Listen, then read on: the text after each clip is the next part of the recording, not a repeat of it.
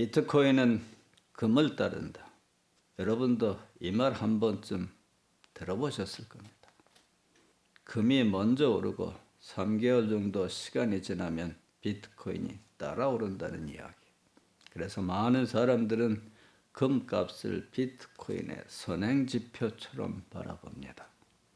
만약 이 말이 사실이라면 2025년 말 금값 폭등이 2026년 초 비트코인 대폭등으로 이어져야 합니다. 정말 그럴까요? 금과 비트코인은 정말 서로 따라 움직이는 자산일까요? 아니면 우리가 보고 있는 것은 전혀 다른 그 무엇인가의 그림자일까요? 오늘 영상에서는 비트코인과 금의 관계, 왜 때로는 같이 오르고 때로는 반대로 움직였는지, 그리고 2026년 지금 이 관계가 우리에게 무엇을 말해주는지 깊이 있게 파헤쳐 보겠습니다.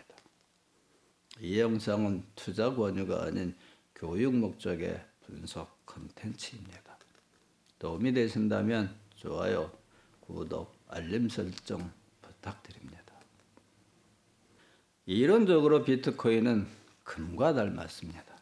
공급량이 고정되어 있고 자가 보관이 가능하며 중앙 통제 주체가 없고 인플레이션 해지 수단으로 이야기됩니다.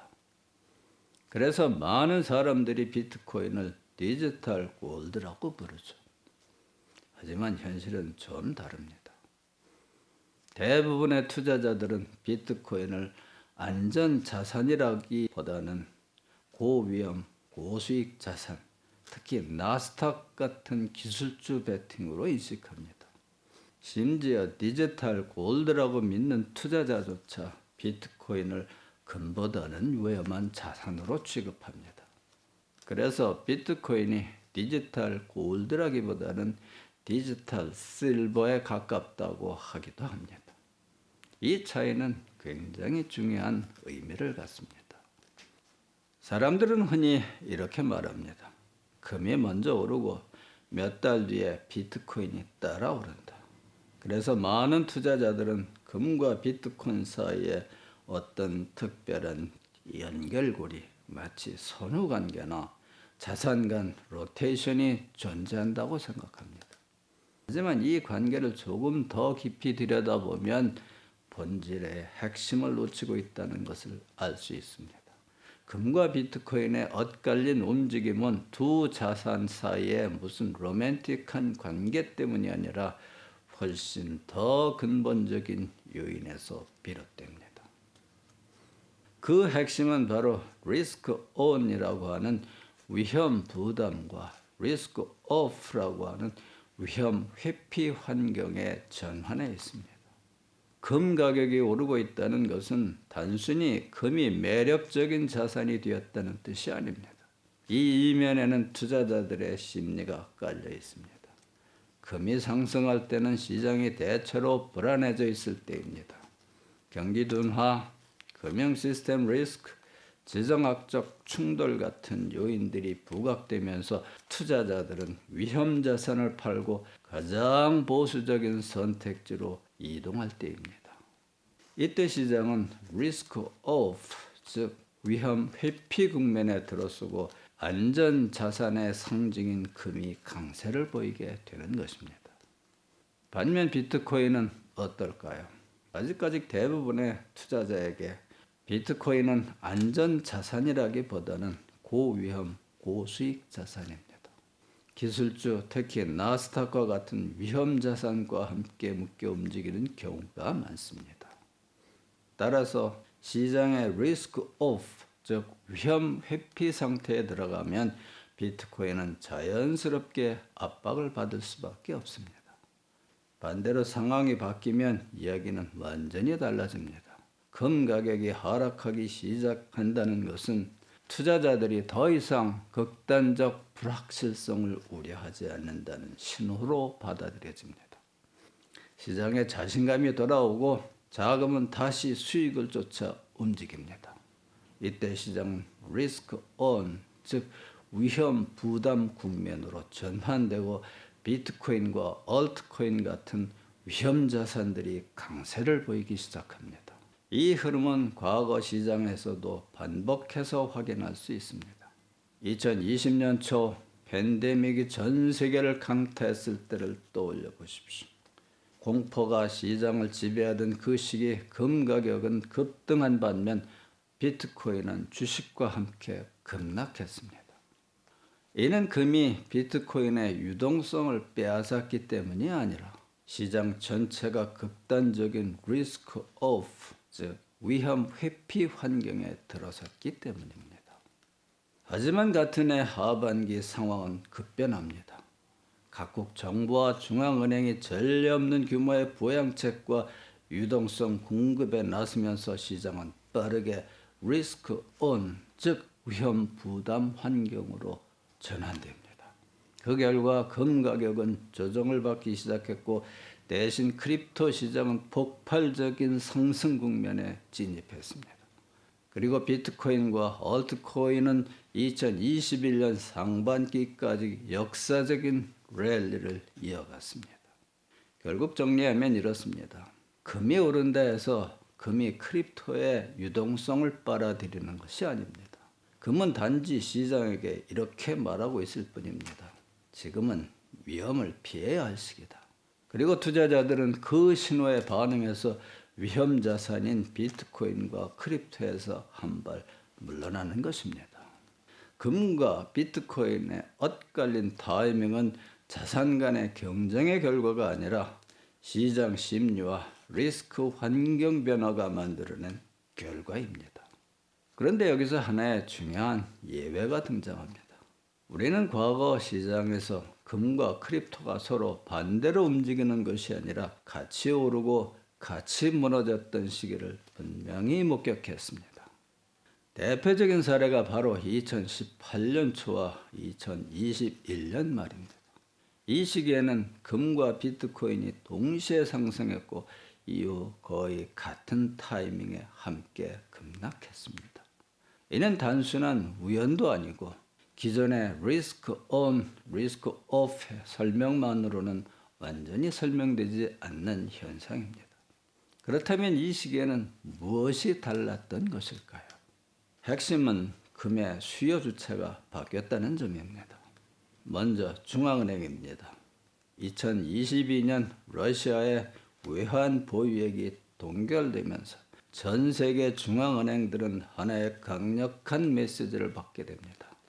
달러와 국채조차 지정학적 상황에 따라 언제든 안전하지 않을 수 있다. 이 사건 이후 중앙은행들은 기존의 외환 보유 전략을 재검토하기 시작했고 그 대안으로 다시 선택된 자산이 바로 금이었습니다. 금은 특정 국가의 통화도 아니고 정치적 제재 대상이 되기도 어렵습니다. 그렇게 금은 다시 한번 최후의 준비 자산으로서의 지위를 회복하게 됩니다. 다음은 중국입니다. 중국의 개인 투자자들은 오랫동안 부동산을 사실상 안전자산으로 여겨왔습니다. 그러나 부동산 시장이 붕괴되고 정부 정책 리스크가 커지면서 상황은 완전히 바뀌었습니다. 더 이상 부동산이 자산을 지켜주지 못하는 환경에서 중국 투자자들은 통제와 규제의 영향을 상대적으로 덜 받는 자산을 찾기 시작했습니다. 그 결과 자금은 다시 금과 은 같은 귀금속으로 이동하게 된 것입니다. 여기까지 흐름은 분명합니다. 이 단계에서는 금은 전형적인 리스크 오프, 즉 위험 회피 수요입니다. 불확실성이 커질수록 자금은 안전자산인 금으로 이동합니다. 하지만 문제는 바로 그 다음입니다. 이러한 구조적 수요로 인해 금 가격이 충분히 상승하면 금은 더 이상 방어적 자산으로만 인식되지 않기 시작합니다. 상승 자체가 하나의 신호가 되면서 새로운 자금이 유입됩니다. 그리고 이때부터 시장에는 전혀 다른 성격의 자금, 즉 수익을 노리는 투기적 자금이 등장하게 됩니다. 바로 이 지점에서 금과 크립토의 관계 성격이 바뀌게 됩니다. 그리고 금과 크립토가 함께 오르고 함께 무너지는 국면으로 이어지게 됩니다. 비근한 예로 지난 2024년 초부터 금 가격은 뚜렷한 상승 흐름을 보이기 시작했습니다. 약 2,200달러 수준이었던 금 가격은 3,400달러까지 비교적 안정적인 상승을 이어갔습니다. 이 구간의 특징은 급등보다는 꾸준한 우상향이었고 그 배경에는 중앙은행과 장기 투자자들의 구조적 매집, 즉 펀더멘탈 수요가 자리 잡고 있었습니다.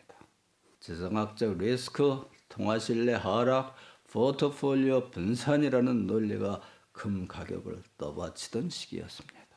하지만 3,400달러를 넘어선 이후 흐름은 완전히 달랐습니다. 가격은 점점 더 가파르게 상승했고 시장의 분위기도 눈에 띄게 바뀌기 시작했습니다. 먼저 사람들의 관심이 폭발적으로 증가하고 금 가격 같은 검색어의 트렌드가 급등하고 뉴스와 유튜브, 소셜미디어의 중심의 화제가 되었습니다. 단순한 자산이 아니라 놓치면 안 되는 기회처럼 이야기되기 시작한 것입니다. 바로 이 시점부터 금의 성격이 바뀌면서 금이 더 이상 단순한 안전자산이 아니라 투기적 자산의 성격을 띠기 시작한 것입니다. 그리고 이 변화는 금과 크립토의 관계에도 직접적인 영향을 미치게 되어 두 자산의 상관관계가 서로의 대체제가 아니라 같은 리스크 자금이 베팅하는 하나의 바구니에 담기게 됩니다. 이때는 리스크를 감수하는 자금이 금으로도 크립토로도 동시에 유입되면서 금이 오를 때 크립토도 함께 오르고 반대로 금에서 문제가 발생하면 크립토 역시 같은 방향으로 흔들리게 됩니다. 그렇다면 자연스럽게 이런 질문이 떠오릅니다. 2026년 올해 크립토는 어떻게 움직일까입니다. 이게 끝이 아닌가요? 크립토의 시대는 여기까지인가요? 결론부터 말하자면 그렇지 않습니다. 이것이 시작일 수도 있습니다. 시장은 언제나 같은 방식으로 움직여 왔습니다. 유동성이 줄어들면 자산 가격이 무너지고 그 결과 시장과 실물 경제가 동시에 압박을 받습니다. 그리고 그 압박이 임계점에 도달했을 때 정책 당국은 움직이기 시작합니다. 이 순서는 거의 변하지 않습니다. 유동성 축소, 자산 붕괴, 경기 악화, 정책 당국의 대응, 유동성 재공급, 우리가 과거에 보아왔던 양적 완화나 대규모 부양책 역시 항상 시장이 안정적일 때가 아니라 시장이 가장 불안할 때 등장했습니다. 그리고 크립토 시장에는 또 하나의 특성이 있습니다. 크립토는 글로벌 유동성의 변화에 약 3개월 정도 후행해서 반응한다는 것입니다. 유동성이 늘어나기 시작해도 크립토 가격은 즉각 반응하지 않습니다. 마찬가지로 유동성이 줄어들기 시작해도 그 충격은 시간을 두고 나타납니다. 이 구조를 2026년에 대입해 보면 시나리오는 비교적 명확해집니다. 우선 2026년 초에는 일부 유동성 완화와 정책적 기대감이 겹치면서 짧은 반등이 나타날 가능성이 있습니다. 이는 본격적인 상승장의 시작이라기보다는 하락 국면 속에서 나타나는 기술적 유동성 반등에 가깝습니다. 그러나 그 이후에는 부채 리파이낸싱과 달러 수요 증가로 인해 시장 전반의 유동성 압박 국면이 이어질 가능성이 높습니다. 이 구간에서는 낙관보다는 방어가, 기대보다는 인내가 더 중요한 전략이 됩니다. 진짜 기회는 그 다음에 옵니다. 시장이 충분히 고통을 겪고 경제 지표와 금융시장이 정책 당국의 개입을 요구할 만큼 악화되었을 때, 그때 비로소 다음 정책 전환 그리고 다음 유동성 사이클의 출발점이 만들어집니다. 과거를 돌아보면 힌트는 분명합니다. 2018년과 2022년 금과 크립토는 거의 비슷한 시기에 바닥을 형성했습니다. 그 이후에 찾아온 것은 유동성 확대와 함께 시작된 새로운 사이클이었습니다. 2026년 역시 크게 다르지 않을 가능성이 높습니다. 금과 크립토는 다시 한번 같은 유동성의 끝과 같은 유동성의 시작을 공유하는 자산으로서 비슷한 시점에 방향을 바꾸게 될 수 있습니다. 중요한 것은 타이밍을 맞추는 것이 아니라 어디가 사이클의 어느 구간인지를 이해하는 것입니다. 오늘 영상의 핵심은 단순하지만 결코 가볍지 않습니다. 비트코인은 금을 따라 움직이는 자산이 아닙니다. 그리고 금과 크립토의 가격을 동시에 움직이는 힘은 어떤 신화도 어떤 자산 간의 로맨스도 아닙니다. 그 정체는 오직 하나, 리스크가 어디에 있고 유동성이 어디로 흘러가고 있는가입니다. 가격은 항상 마지막에 움직입니다. 차트는 이미 벌어진 일을 보여줄 뿐 앞으로 무엇이 일어날지를 말해주지는 않습니다.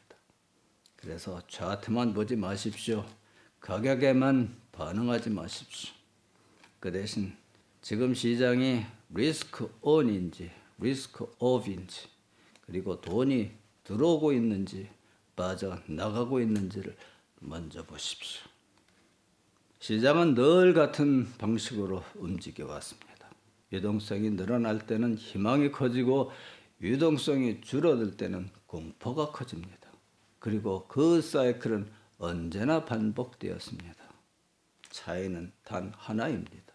그 흐름을 뒤늦게 따라갈 것인가 아니면 미리 이해하고 준비할 것인가. 사이클은 다시 돌아옵니다. 그리고 그 다음 국면은 준비된 사람에게만 보상을 해줍니다. 끝까지 시청해 주셔서 감사합니다. 다음 영상에서 더 중요한 흐름으로 다시 만나 뵙겠습니다. 감사합니다.